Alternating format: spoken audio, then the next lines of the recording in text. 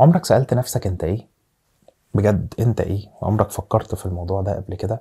مش خزان احزان يا صاحبي وانا بائس والكلام ده، لا خالص. انت بجد عمرك سألت نفسك انت ايه؟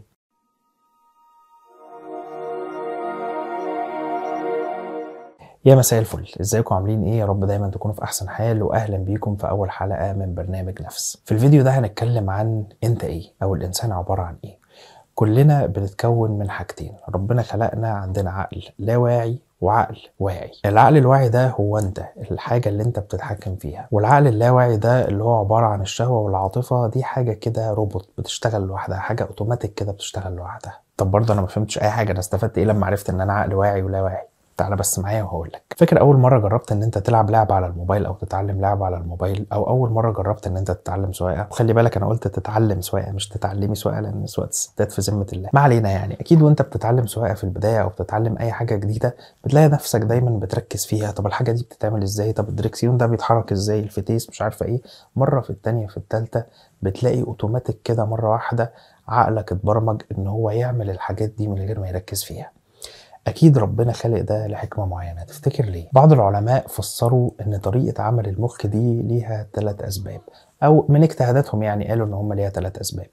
أول حاجة إن هو يوفر لك الطاقة، لأن طبعا التركيز ده بيحتاج كمية طاقة كبيرة جدا، فعشان كده عقلك اللاواعي بيستخدم طاقة أقل عشان يسيب الطاقة بتاعت جسمك لعقلك الواعي إن هو يركز في حاجات تانية أهم، ويبدأ يشغل لك الحاجات اللي أنت اتدربت عليها إن هي تشتغل لوحدها بالعقل اللاواعي والبرمجة بتاعتها. تاني حاجة بيخلي الأفعال الروتينية بتبقى تلقائية. فاكر أول مرة اتعلمت إن أنت تربط كوتشي مثلا وأنت صغير، أو شفت طفل بيتعلم إن هو يربط كوتشي وهو صغير؟ هتلاقيه في الأول بيعاني، لكن بعد كده هتلاقي خلاص بقى بيربط الكوتشي من غير أصلا ما حتى يفكر، وبقت حاجة روتينية وتلقائية بتتعمل من غير ما يقعد يفكر أنا المفروض أعمل دي وألف دي بالطريقة الفلانية.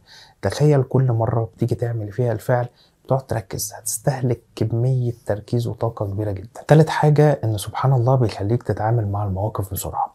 تخيل كده وأنت سايق ما احتجت مرة واحدة إن أنت تضرب فرامل جامد مرة واحدة.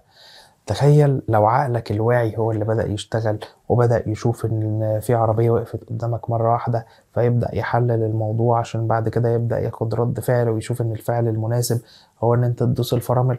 هتكون زمانك مت خلاص، زماننا في الإنعاش دلوقتي.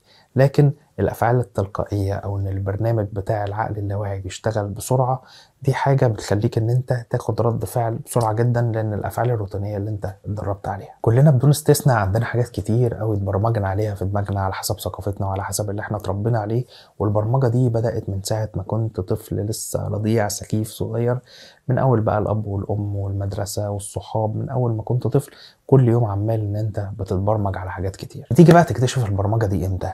لما تلاقي نفسك اتزنقت مثلا كمثال في موقف ان انت حد انتقدك، فانت بقيت تتعصب وتشتم وتغل من جوه، وتلاقي واحد تاني اتعرض لنفس الموقف بالظبط ونفس النقد بالظبط، بس بتلاقي رد فعله اقل. فبتبدأ تقول ازاي هو رد فعله مختلف عني، وبتبدأ تحس ان الصفة مثلا دي فيك محتاج ان انت تغيرها، ورد الفعل ده محتاج ان انت تغيره. فبتبدأ في اللحظة دي تركز ان في برمجة عندك محتاجة ان هي تتغير شوية. فساعتها تبدأ تتعلم ازاي ان انت تبرمج السوفت وير اللي في دماغك ان هو يتبرمج على الحاجات ويغير المفاهيم والافكار الغلط اللي كانت موجودة في الدماغ، والبرمجة الغلط للحاجات اللي هي تريحه في حياته بعد كده. لان كل ما تتدرب ازاي تبرمج دماغك على الحاجات اللي تريحك بعد كده، وتصلح الاخطاء بتاعة التفكير بتاعتك والعصبية والحاجات اللي بتضايقك والكلام ده كله، ساعتها هتبدأ تحس ان انت متحكم في تفكيرك ومتحكم في نفسك، وبقت نفسيتك اهدى، وهتلاقي القلق والاكتئاب والتوتر والحاجات دي بدأت تقل عندك. طب ازاي نقدر نكتشف البرمجة دي وازاي نعرف ان احنا نغيرها؟ هو ده اللي هنكتشفه في الفيديو الجاي ان شاء الله. استنونا في الفيديو الجاي. ودلوقتي جه ميعاد سؤال الحلقة. اللي يعرف الإجابة الصح يكتبها في الكومنتات. سؤال النهاردة بيقول: في أي سورة ذكرت قصة هابيل وقابيل؟